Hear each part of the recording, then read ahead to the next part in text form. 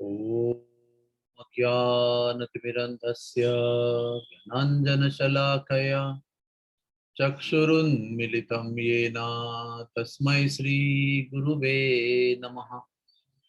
श्रीचैतन्यमनोभीष्टं स्थापितं येन भूतले स्वयं रूपः कदा मह्यं ददाति स्वपदान्तिकम्। श्रीकृष्ण चैतन्य प्रभु नित्यानंद श्री अद्वैत गदाधर श्रीवासदि गौर भक्त वृंद।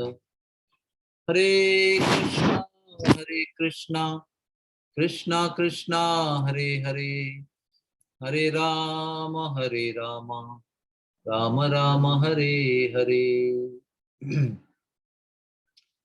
हरे कृष्णा। भगवान की और भगवान के भक्तों की, संतों की असीम कृपा से हमें इस जीवन में भगवान का नाम प्राप्त हुआ है। ये जीवन की सर्वोच्च प्राप्ति है। जीवन की सर्वोच्च प्राप्ति तप करना नहीं है। जीवन की सर्वोच्च प्राप्ति विरक्ति नहीं है। जीवन की सबसे सबसे बड़ी प्राप्ति ज्ञान नहीं है, मुक्ति नहीं है। जीवन की सबसे बड़ी प्राप्ति है भगवान नाम। और भगवान नाम के द्वारा क्या प्राप्त होता है? भगवत प्रेम। और हमें ये फॉर्मूला भी दिया गया है पिछले कुछ ही सालों के पहले, जब हमारे प्रभुपाद जी शिष्य के रूप में थे और भक्ति सिद्धांत जी गुरु के रूप में थे। तो क्या नियम था? 64 राउंड्स एवरी डे। और 64 माला में से अगर कोई एक माला भी कम करता होगा तो उसको पतित मानते थे। आध्यात्मिक मार्ग में जो पतित हो गया है वही केवल 63 माला कर सकता है। तो फिर प्रभुपाद जी परदेश गए और उन्होंने चर्चा किया लोगों से। लोगों ने कहा इम्पॉसिबल इम्पॉसिबल इम्पॉसिबल। तो वो सारी कृपा जो 64 माला में थी वो प्रभुपाद जी के दिव्य शक्ति के द्वारा 16 माला में उपलब्ध होने लगी। प्रभुपाद जी ने अपने दिव्य बल के आधार पर वही सारी कृपा जो 64 माला हरे कृष्ण महामंत्र की करने से प्राप्त हुआ करती थी, वो उन्होंने 16 माला में प्राप्त करने का अवसर हमको दिया। और फिर कहा कि 16 माला के नीचे एक भी माला नहीं। तभी का नियम क्या है? 16 माला के नीचे एक माला करेंगे तो हम पतित गिने जाएंगे। प्रभुपाद जी की संस्था में जो संलग्न है उनकी बात कर रहा हूँ। जो शुरुआत कर रहे हैं जब के लिए, उनकी बात अलग है, वो धीरे धीरे ऊपर आएंगे। लेकिन जो प्रभुपाद की संस्था में दीक्षा के रूप में जुड़ गए हैं या दीक्षा लेने के इच्छुक हैं, उनके लिए 16 माला ये कम से कम न्यूनतम जरूरत है, आवश्यकता है। तो कल मैं मेरे वरिष्ठ वैष्णव गुरु भाई से कुछ चर्चा कर रहा था। तो इस चर्चा में एक सुंदर विषय निकला, वो ये है कि हम लोग अपनी 16 माला जो है वो एक जॉब की तरह करते हैं। इंग्लिश में और एक शब्द है टास्क। एक दिन में बहुत सारे टास्क होते हैं, उसमें से एक टास्क है 16 माला जप करना। कैसे भी करके ये टास्क जो है उसको पूरा करना है और जल्दी जल्दी काम पे जाना है। फिर काम पे जाके ये करना है, फिर वो करना है, शाम को मार्केट जाना है, फिर सब्जी लाना है। ये होता है ना टू डू लिस्ट। वो टू डू लिस्ट का एक हिस्सा है 16 माला। तो कैसे भी करके अपनी लोकल भाषा में क्या कहते हैं, पटाना है। 16 माला पटा देना है। कैसे भी करके 16 माला हो जाना है। और जब तक हमारा ये 16 माला समाप्त करना या फिनिश करना, बहुत लोग ये भाषा उपयोग करते हैं कि आई फिनिश्ड माय जपा।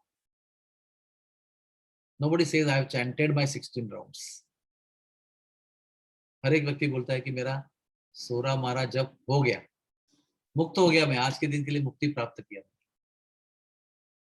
तो जब तक ये 16 माला एक बोझ की तरह रहेगा, तब तक उस 16 माला जप से कभी भी कृष्ण प्रेम की उत्पत्ति नहीं होगी।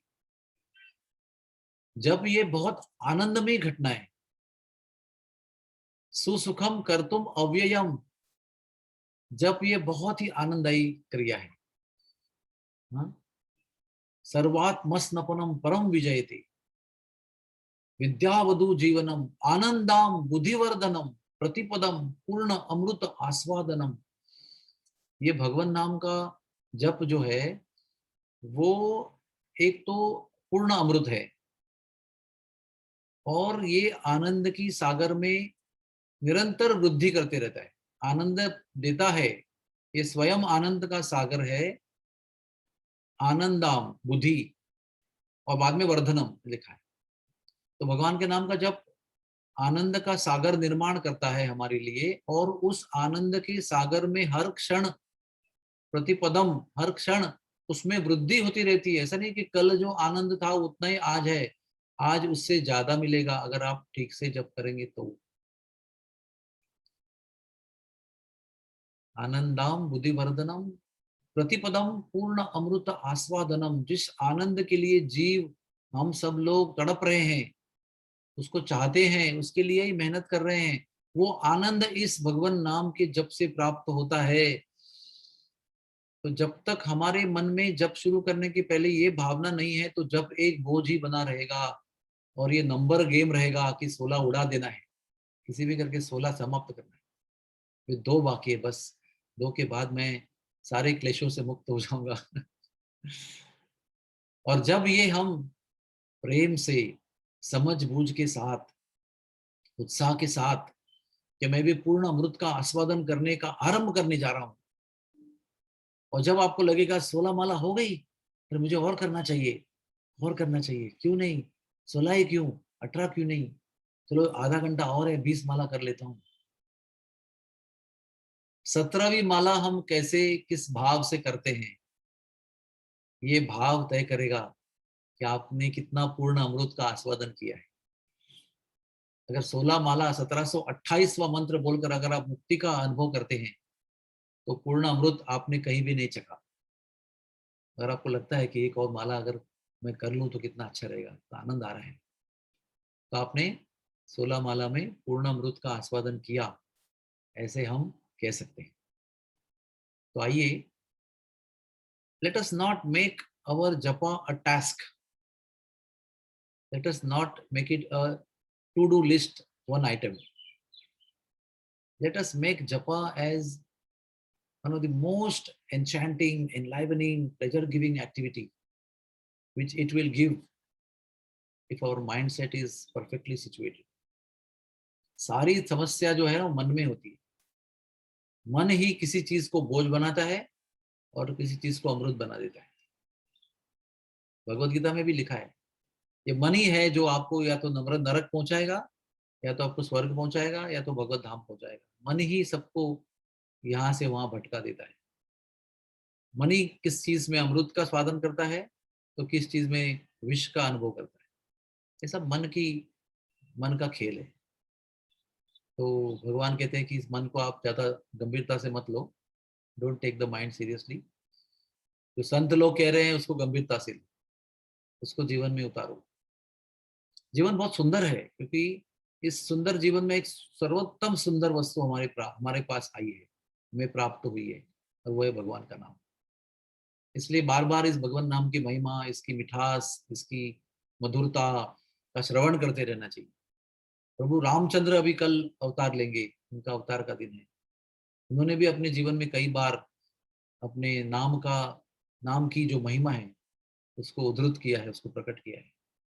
तो आइए प्रभु रामचंद्र के जन्मोत्सव के स्वागत के लिए सज्ज हो जाएं।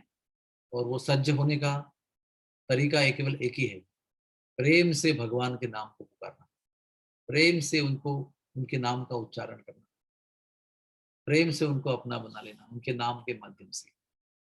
हरे कृष्णा, हरे कृष्णा, कृष्णा कृष्णा हरे हरे, हरे राम, राम राम हरे हरे। कोई प्रश्न है किसी का? Anybody has any question?